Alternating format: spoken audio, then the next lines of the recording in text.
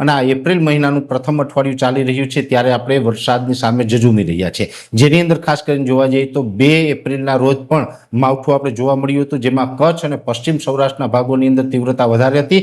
આજે 3 એપ્રિલ 2026ના રોજ પણ પશ્ચિમ સૌરાષ્ટ્ર અને કચ્છના અનેક વિસ્તારોની અંદર માવઠાના ઝાપટા જોવા મળ્યા. એ સાથે ભાવનગરના સિંહોર સહિતના અનેક વિસ્તારની અંદર આજે માવઠું નોંધાયું છે.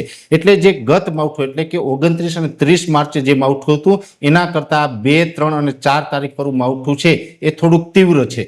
આપણે 2 દિવસ પહેલા પણ આ માવઠાની માહિતી આપી હતી કે આ માવઠું થોડુંક તીવ્ર રહેવાનું છે. એની અંદર આજે 3 તારીખ છે, આવતીકાલે 4 તારીખે હજુ પણ આ માવઠું યથાવત રહેશે, જેની અંદર ખાસ કરીને આવતીકાલે માવઠાના વિસ્તારો છે એમાં થોડોક ફેરફાર થઈ શકે છે. જે છેલ્લા 2 દિવસથી પશ્ચિમ સૌરાષ્ટ્ર અને કચ્છ અને સાથે સૌરાષ્ટ્રના છૂટાછવાયા વિસ્તારમાં જે માવઠું નોંધાઈ રહ્યું છે એની જગ્યાએ હવે થોડુંક મધ્ય અને પૂર્વ ગુજરાતની અંદર પણ માવઠાની શરૂઆત થાય તેવી શક્યતાઓ છે. જેમાં ખાસ કરીને જોવા જઈએ તો આવતીકાલે 4 એપ્રિલ 2026ના રોજ કચ્છ અને પશ્ચિમ સૌરાષ્ટ્રમાં માવઠાની અસર થોડી ઘટશે, છતાં પણ ત્યાં છૂટાછવાયા ઝાપટા ચાલુ રહેશે. સૌરાષ્ટ્રના બીજા વિસ્તારોએ રાજકોટ, મોરબી, સુરેન્દ્રનગર, બોટાદ, ભાવનગર, અમરેલી, ગીર સોમનાથ આ વિસ્તારોની અંદર પણ હળવા એકદમ છૂટાછવાયા સામાન્ય ઝાપટાની શક્યતાઓ છે.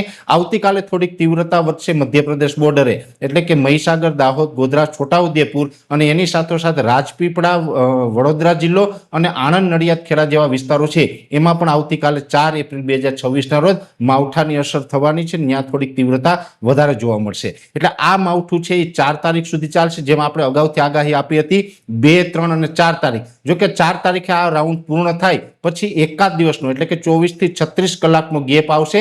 6 તારીખથી ફરીથી પાછું માવઠું થાય તેવી શક્યતાઓ છે, કેમ કે આ અત્યારે જે વેસ્ટર્ન ડિસ્ટર્બન્સનો ટ્રફ ગુજરાત ઉપરથી પસાર થઈ રહ્યો છે, આ ટ્રફ છે એ 4 તારીખે મોડી રાત્રે ગુજરાત ઉપરથી પસાર થઈ ગયા પછી 6 તારીખે બપોર પછી એક બીજો ટ્રફ પણ આવી રહ્યો છે અને એની અસર છે એ 6, 7 અને 8 એપ્રિલ એમ 3 દિવસ સુધી જોવા મળશે. એટલે કે હજુ પણ 8 એપ્રિલ સુધી કન્ટિન્યુ આપણે માવઠું જોવા મળે તેવી શક્યતાઓ છે અને 8 એપ્રિલ પછી શું થશે એ આગળ જણાવશું.